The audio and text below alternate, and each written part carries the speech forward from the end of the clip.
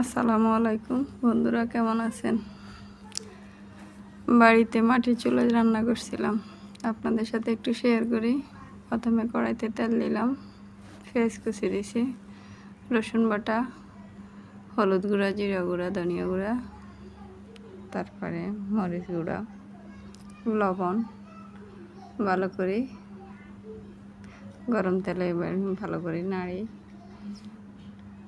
একটু পানি দিয়ে দিলাম। তারপরে মাছগুলো দিয়ে দিছি একটা একটা করে, ভালো করে কষানি হয়েছে। আর এবার টমেটো আর কাঁচামরিচ দিছি, মানে একদম সহজ পদ্ধতিতে যেভাবে ঘরোয়াভাবে রান্না করি আর কি।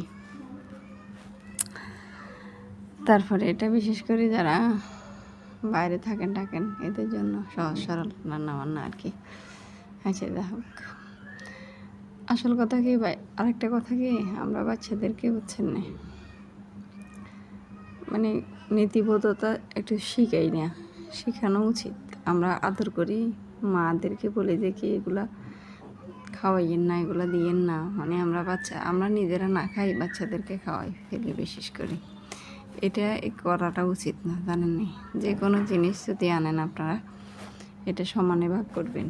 ভাগ করলে এরা বাচ্চারা যেটা বুঝে যে মা বাবা খাইতে হবে। এখন তো আধুনিক যুগ, বাচ্চা কাছেও কম, আর মারা মায়া করি বাচ্চাদেরকে, তোরা মানে খাই ফেল নিজেরা। তাহলে এটাতে বাচ্চারা নীতিবোধটা শিখে না। এজন্য সবাই মিলেমিশে একসাথে খাইলে বাচ্চারা এটা বুঝে যে না, শুধু আমি একা খাবো কেন, সংসারে তো আরও সবাই আছে, এদেরকেও খাওয়াতে হবে।